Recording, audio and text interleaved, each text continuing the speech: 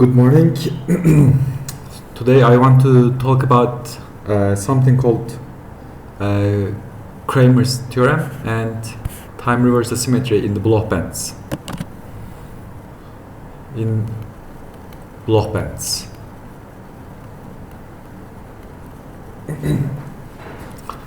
First, let's start with classical physics. So classically, we have some trajectory, and in this trajectory particle has like some velocity v, and with time reversal symmetry what we do is we just pick a point and take v go to minus v and then let the system evolve under this change. So let x of t be trajectory of particle. Then we can also some people like consider time reversal symmetry to just take t to minus t.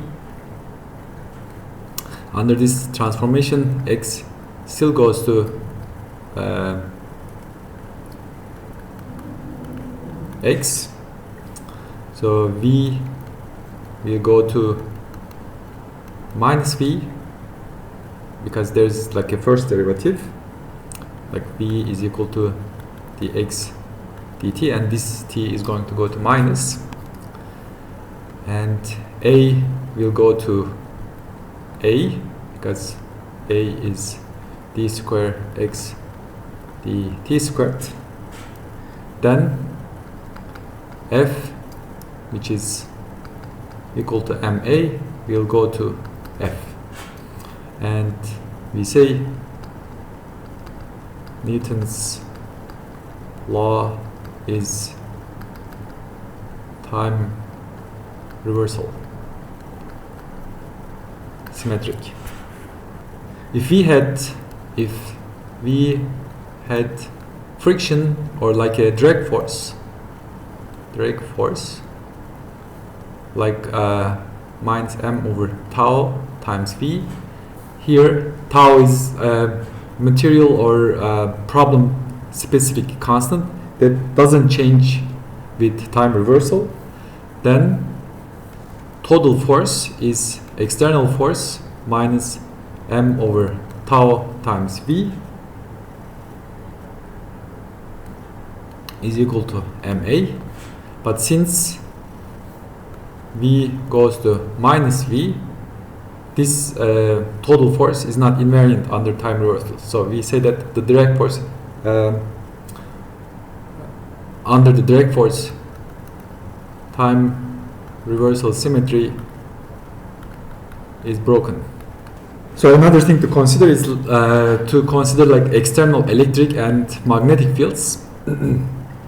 From the Maxwell equations, one can deduce that E will go to E under time reversal, B will go to minus B, charge density will go to rho, and current density is going to go to minus J. But typically in condensed matter, we consider background B. So this is background B field, which is constant, which like no change with time reversal. And let's consider what this means classically. Suppose we have like a magnetic field and particle has like an initial velocity v. So what will happen is there's like some velocity v, and particle is going to execute a circular motion from q v cross b, which is Lorentz force. But if we do the time reversal, at some point we just take and reverse v. The new trajectory is going to be reversed, and we say is time reversal symmetry is broken by external B field. Now let's consider quantum mechanics. In quantum mechanics we have wave equation I h bar, and because of the first order derivative, simple t goes to minus t does not suffice in quantum mechanics. But let's consider the complex conjugate of this equation. Here's the complex conjugate. So I take I goes to minus I, take psi star,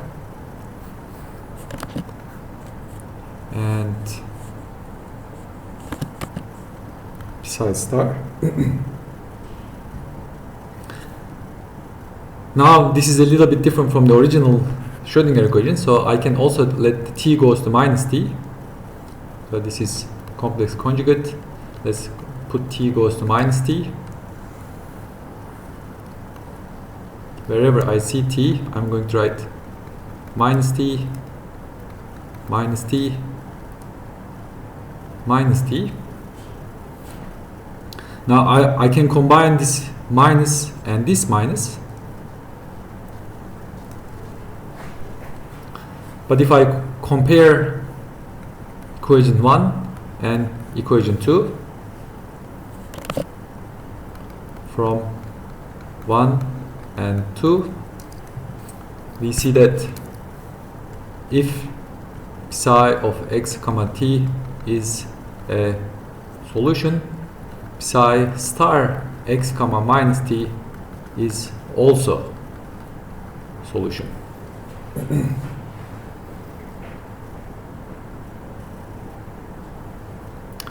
Now let's consider the time evolution, and time evolution is like psi of x comma t of an eigenstate is given by un of x, which is purely x dependent, times e to the minus I h bar en of t. And if we want to calculate psi x minus t star, what we need to do is we should take the complex conjugate, and complex conjugate here is going to be like this. E is real, so no change, but t will go to minus t, so we see that the time evolution exponential parts do not change, and time reversal acts on functions in such a way to complex conjugate them. Okay, then time reversal complex conjugates, and the operator we use is this uppercase theta for time reversal, and in this case it's going to act on x and t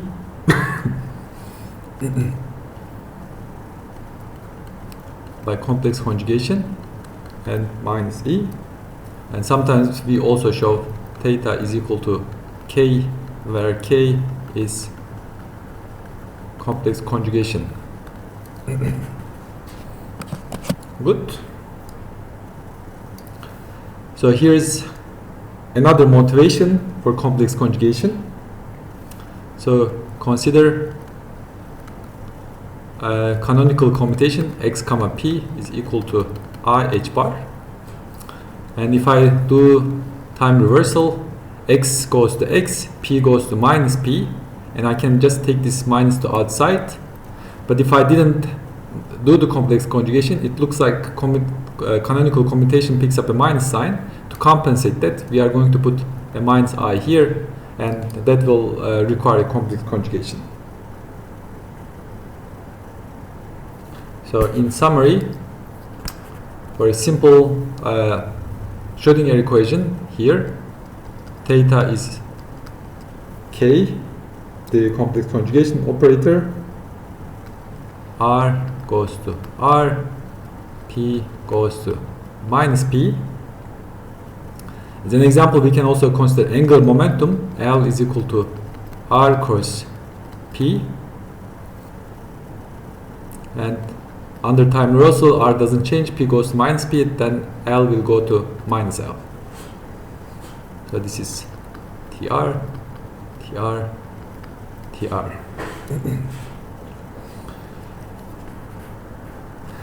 So a little bit of terminology. In quantum mechanics, we say theta is anti-unitary.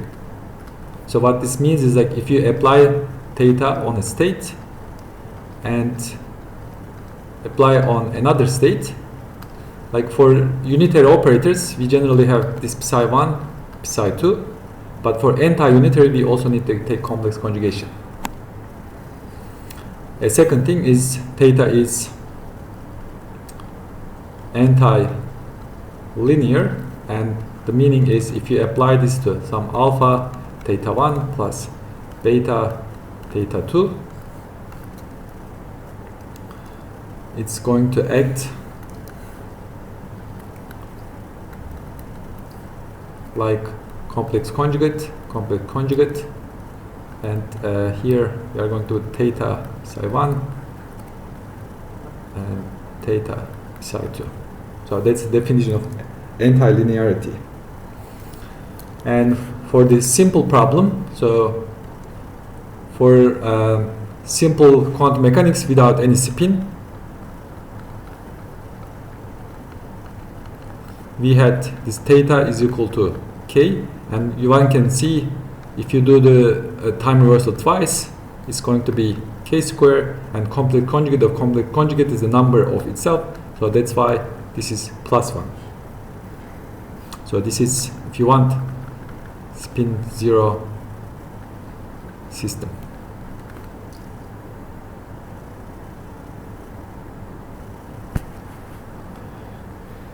And what we have shown above is, like, if theta is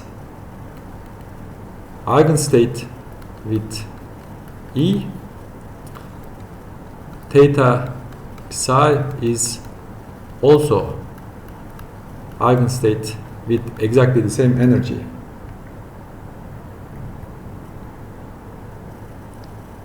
However, at this moment, we cannot say anything if theta and theta psi and psi are the same state or different state, because theta psi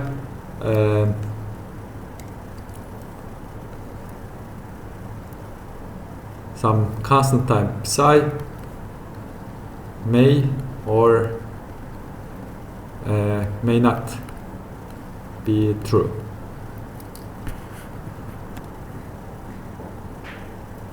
Now let's consider spin a half electrons, and what we are going to see is, like, theta is equal to k is not sufficient.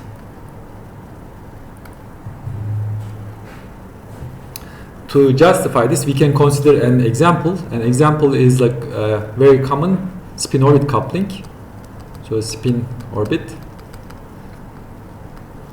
coupling is something like that. HSO is equal to some constant times R cross P dot onto sigma,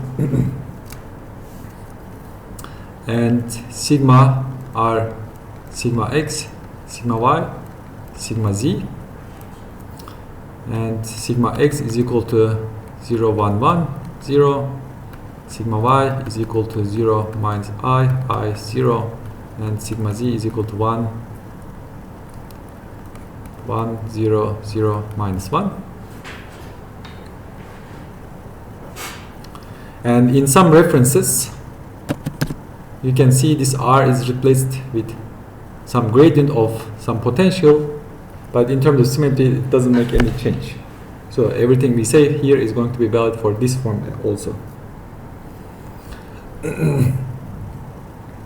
So what we expect is, since r goes to r and p goes to minus p, and sigma is kind of like a spin, is like an angular momentum, right? Spin is like an angular momentum, and I think it is reasonable to expect it to behave like angular momentum, and we should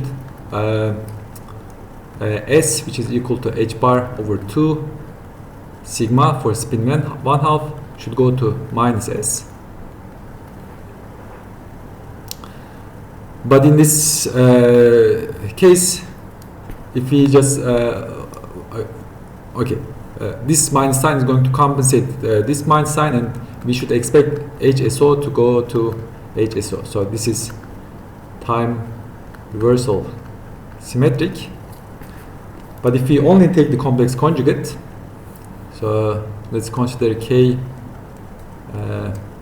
HSO K, which is going to be equal to K lambda R cross P dot sigma K. And here this one is going to be minus P, this is going to be R, and here there is like sigma X, sigma Y, sigma Z. And sigma X is in this representation real, so it's going to go to sigma X. Sigma Z is also real, it's also going to go to sigma Z, but sigma Y is imaginary, it's going to go minus sigma Y, and what we see is like this is not time reversal symmetric. If we take theta to be K.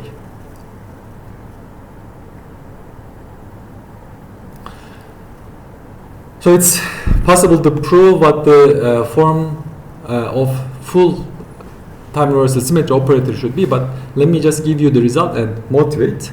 So this theta in the spin 1/2 system is going to be sigma Y K. Also note that it's also fine to say minus sigma Y K. Some references are going to use this, and also sigma Y K. And there may be other representations depending on people's taste. Now let's see how sigmas transform under this. It's going to be theta sigma X theta inverse, and that's how operators act in quantum mechanics. And it's going to be I sigma Y K sigma X, and the inverse is going to be K sigma Y minus I. So cancel this I with this I. Because sigma X is real, it's going to commute with K, and this is going to be sigma Y sigma X, and K square is 1 and sigma Y, and sigma Y and sigma X, they anti-commute, so this is going to be minus sigma X sigma Y, and this is going to be equal to, and sigma Y squared is 1, so this is going to be minus sigma X. So as we expect, X component is flipped, and with the same calculation we can also see sigma Y is going to be minus sigma Y, and sigma Z transform to minus sigma Z. Then full sigma, or h bar over 2, the spin is going to transform to minus S as required.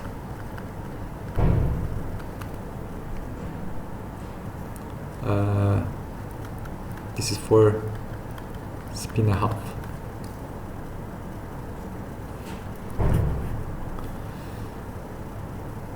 Then we see theta is equal to I sigma Y times K for spin 1/2 time reversal operator.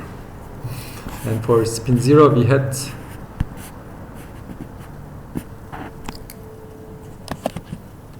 just a complex conjugation. Good. A consequence of this definition, let's consider theta squared, which is going to be I sigma y k, I sigma y k. This is I sigma y minus I, so this is 0, minus I. The time reversal will take this and that, and k squared, but k squared is equal to 1, so this is minus sigma y, and so this I is going to cancel this y. It is minus sigma y squared, but square of Pauli matrices is 1, so it is going to be minus 1. This is for spin a half, and remember theta squared, which is equal to k squared, was equal to plus 1 for spin 0. For arbitrary spin, one can show this theta to be e to the minus I pi sy, and there is complex conjugation. So this is for a general spin particle, and you can see this in Griffith's problem 6.37. Now we need to talk about Bloch bands, and I want to start with a spinless Bloch band. Let's start with a spinless case.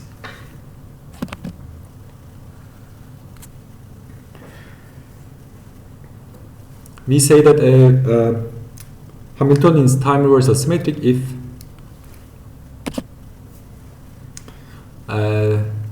theta h, theta inverse is equal to h, but if you multiply both sides with theta, what you get is like theta h is equal to h theta, but that means Hamiltonian is time reversal symmetric if it commutes with time reversal operator. So in the case of Bloch bands, we have this Schrödinger equation, h psi n k of r is equal to En of k psi n k of r, and here psi n k of r is e to the I kr un k of r. So these are the Bloch functions, and I want to operate this with time reversal symmetry. So I want to put theta here, theta inverse, theta here. So this is just a real number, so I'm going to put, it's going to commute with theta, I'm going to put theta here. But we said Hamiltonian does not change, so what this means is like h theta psi n k of r is equal to En of k. So what this proves is if psi n k of r is eigenstate with energy En of k, then theta times psi is also an eigenstate with exactly the same energy. Now consider reduced Schrödinger equation, and so in the case of Bloch functions, psi n k of r is equal to e to the I kr un k of r, and if we apply time reversal symmetry, this is going to be theta, this is going to be minus, and this is going to be complex conjugate, and we need to determine how this time reversal Bloch function is related to this function. So let's start from the reduced Schrödinger equation. So it was something like that: h of k, u n k of r, e n of k, u n k of r. Here, h of k was equal to, if you remember, so p plus h bar k squared over 2m plus v of r.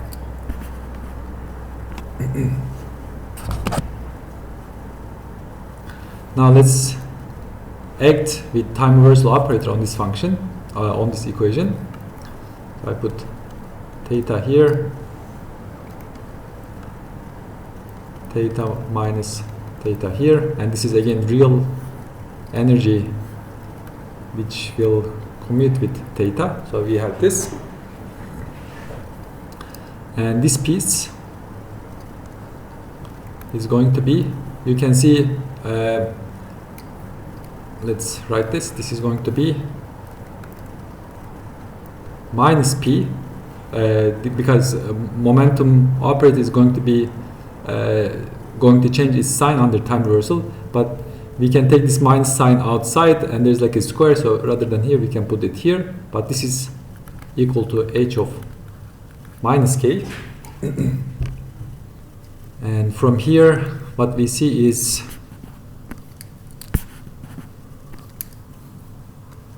h of minus k un k star, so this is going to be un k star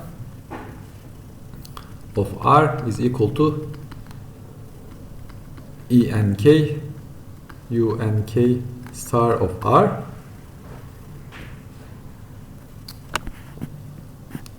But let's also take the original Bloch equation. So the original Bloch equation is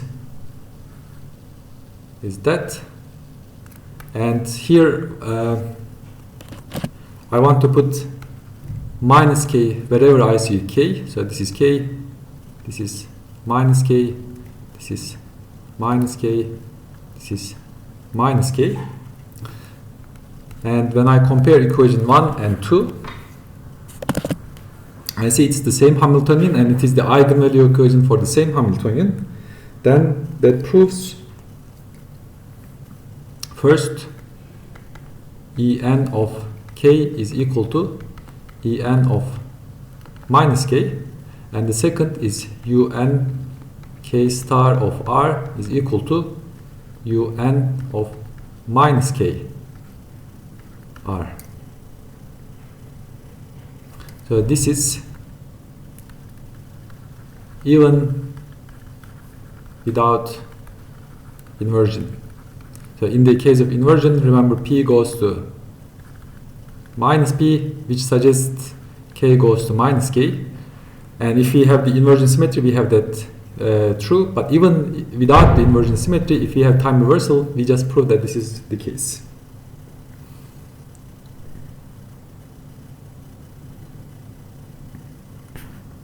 And let's consider this sentence again. This psi n of kr is if psi is eigenstate with energy En of k, then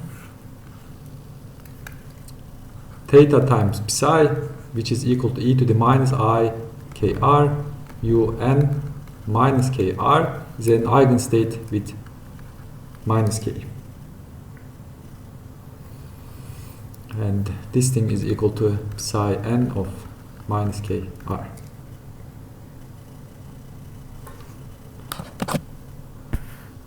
Good.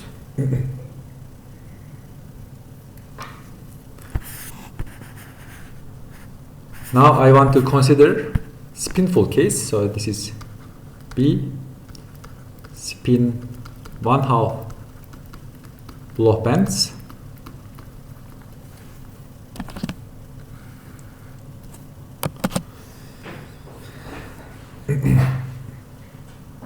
And for simplicity, let's consider, so there is like time reversal symmetry, but there may or may not be spin rotation symmetry, but it is simple to prove this without no spin mixing or no spin orbit coupling. And later we are going to prove that true even with spin orbit coupling, as long as there is like time reversal symmetry. So start with Schrödinger equation. H psi n k of r is equal to E n of k psi n k of r. And in the case of spin, the wave function is also going to acquire a spin component. And in like a representation where sigma z is diagonal, this is going to be 1, 0, which means up spin, or chi is equal to 0, 1, or down spin. And as before, psi nk of r has Bloch form, e to the I k r u n k of r.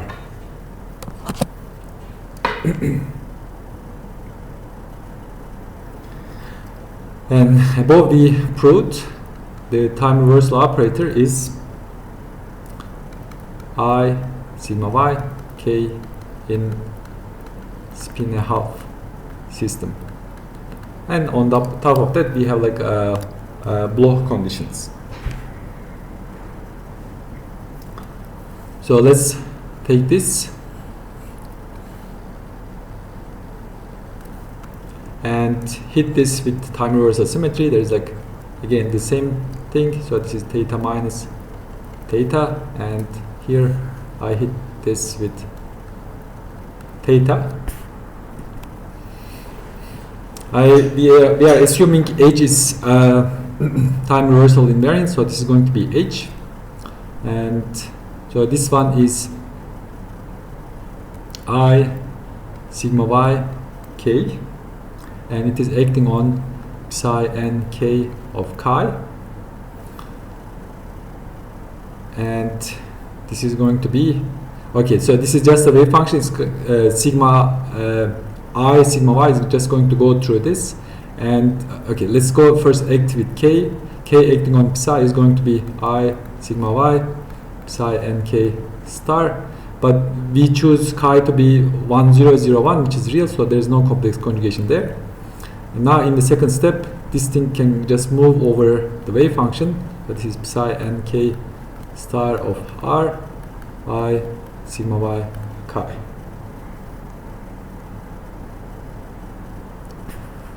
And here we can consider what this does to wave functions.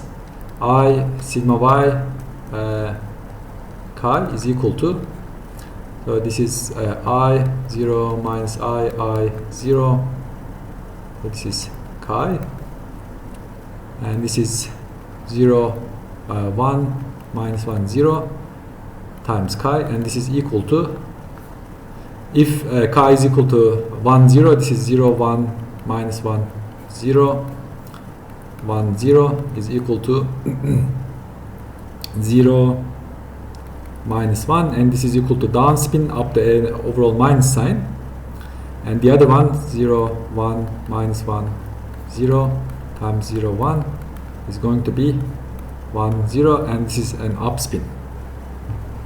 So this operator is going to flip up spin to down and down spin to up. Good. Now consider Bloch functions and reduced Schrödinger equation. First we have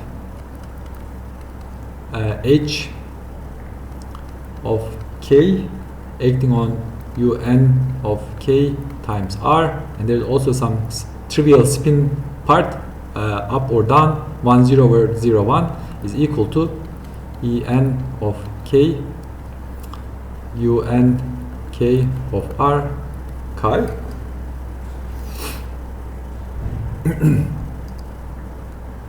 Now I want to act on this with theta inverse theta, and here theta, and this piece is going to be, as we have shown, is going to be just minus k,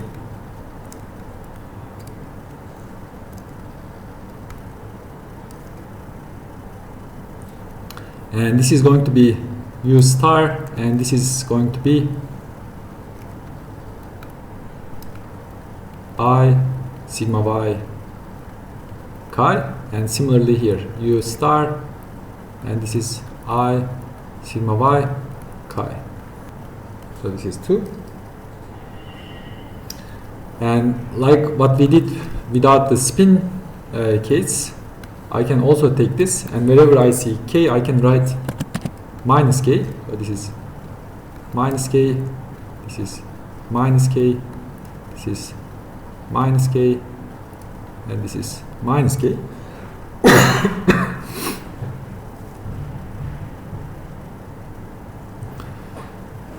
And on this third equation, I want to apply I sigma y to both sides. So let's copy this. So I sigma y and I sigma y. But we said there's no spin mixing in the Hamiltonian. What this means is like this spin dependent object is going to just move through Hamiltonian. This is just a wave function, and it's going to go all the way here. So this is I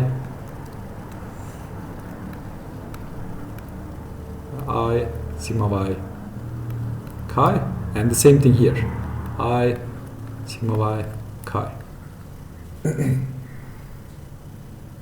Then if we compare this, if we compare this and this object and this object, they are exactly the same Hamiltonian, then they have the same set of eigenvalues and eigenvectors. And what this means is En of k should be equal to, right, I'm comparing this with this, En of minus k, and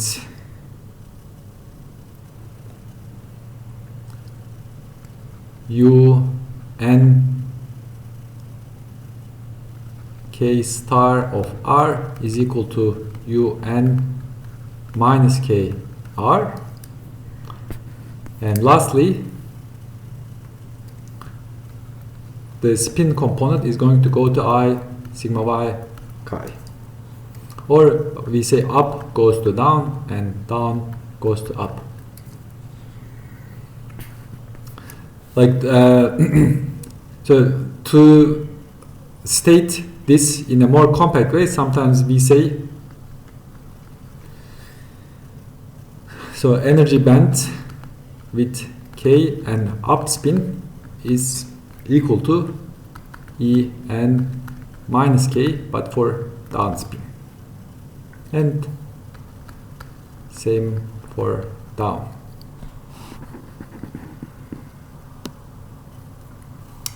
So this is different. So this is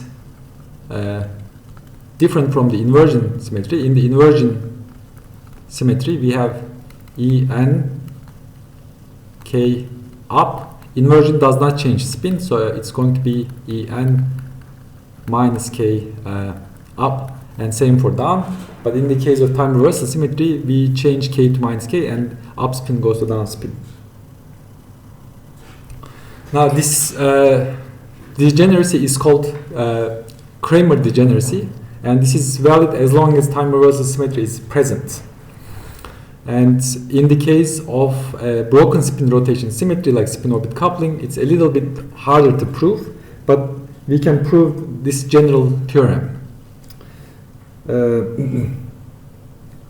We have seen like spin 1/2 theta squares to -1, because in our example we had sigma yk is equal to theta,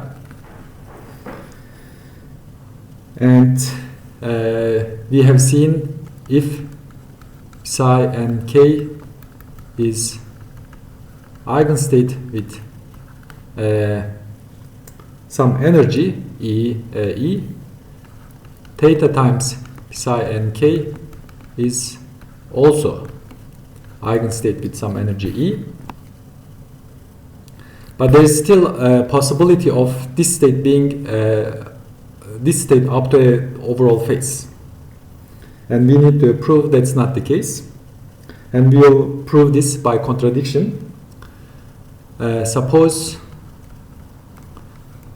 theta times psi and k is equal to c times psi and k up to some overall complex constant. So this is complex. Now let's apply time reversal symmetry on both sides. One more time. So this is theta and this is theta, and theta acts on c by complex conjugation, and this is theta, and this side is -1 for spin a half, and this we just define it to be c times psi and k. Then what we see is minus psi and k is equal to c star times c is absolutely c times psi and k, but this cannot be true, so this is like a contradiction. Then psi theta times psi and k cannot be equal to original state psi. So these are distinct states, and psi and k and theta psi and k, which are degenerate, are sometimes are called